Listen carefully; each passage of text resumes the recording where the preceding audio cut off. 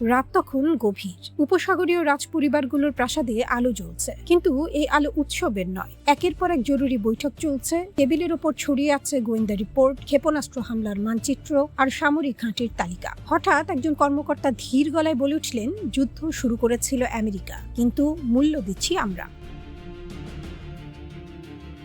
Washington পোস্টের প্রতিবেদনে নাম প্রকাশে অনিচ্ছুক এক গালফ কর্মকর্তার এই একটি বাক্যই যেন পুরো মধ্যপ্রাচ্যের রাজনৈতিক সমীকরণ ও স্নায়ুযুদ্ধের আসল রূপ উন্মোচিত করে দেয়।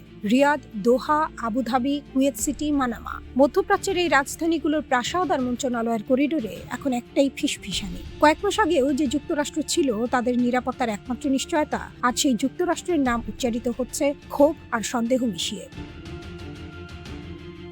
ফেব্রুয়ারিতে যুক্তরাষ্ট্র আর ইসরায়েল যখন ইরানে হামলা চালিয়েছিল, তারপর থেকে উপসাগরীয় অঞ্চলে আমেরিকার প্রতি অসন্তোষ আর কখনো এতটা তীব্র হয়নি। মাসের পর মাস ধরে চলছে সংঘাত। ইরান আর তার মিত্র বাহিনীগুলোর মিসাইল ও ড্রোন হামলা থামছে না, আর প্রতিটি নতুন হামলার সঙ্গে সঙ্গে সৌদি আরব, সংযুক্ত আরব আমিরাত, কাতার, কুয়েত আর বাহরাইনের ধৈর্যের বাঁধ একটু একটু করে ভাঙছে। প্রশ্নটা এখন আর শুধু কূটনৈতিক নয়, এটা অস্তিত্বের প্রশ্ন হয়ে দাঁড়িয়েছে। এই দেশগুলোর মাটিতে দাঁড়িয়ে আছে বিশাল বিশাল মার্কিন সামরিক ঘাঁটি, বছরের পর বছর ধরে যাচ্ছিল আঞ্চলিক নিরাপত্তার প্রতীক। কিন্তু এখন সেই একই ঘাঁটিগুলোকে দেখা হচ্ছে অন্যভাবে। প্রশ্ন উঠছে, এই ঘাঁটিগুলো রাখার আসল সুবিধা কি, যদি তা নিজেদের মাটিতেই সংঘাতের ঝুঁকি ডেকে আনে?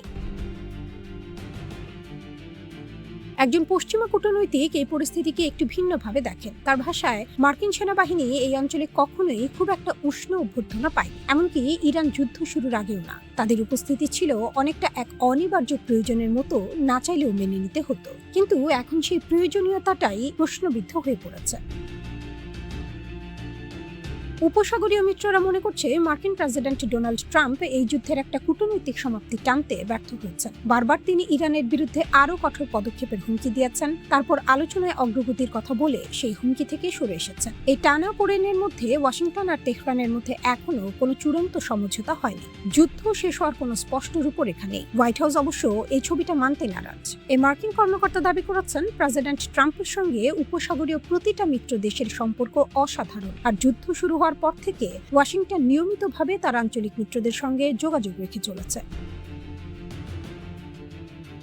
তবে মাটির বাস্তবতা বলছে অন্য কথা। যুদ্ধের শুরুতে উপসাগরীয় দেশগুলোর মধ্যে কিছুটা ভিন্ন সুর ছিল। কেউ কেউ ভেবেছিল ইরানের বিরুদ্ধে দ্রুত একটি মার্কিন বিজয় হয়তো তাদের জন্য লাভজনক হতে পারে, কিন্তু সময় গড়ানোর সঙ্গে সঙ্গে যখন যুদ্ধ কোনো স্পষ্ট সমাধানের দিকে এগোয়নি, তখন সেই আশাবাদ ধীরে ধীরে রূপ নিয়েছে উদ্বেগে। তবু এই ক্ষোভের মধ্যেও একটি কঠিন সত্য রয়ে গেছে। উপসাগরীয় দেশগুলো এখনো সামরিক সরঞ্জাম, অস্ত্র আর গোয়েন্দা তথ্যের জন্য ওয়াশিংটনের উপর নির্ভরশীল। বন্ধুত্ব যত টালমাটালি হোক, নির্ভরতার শিকল এখনো অটুট। এটাই বড় শক্তির সঙ্গে ছোট মিত্রদের সম্পর্কের এক পুরনো নিষ্ঠুর বাস্তবতা।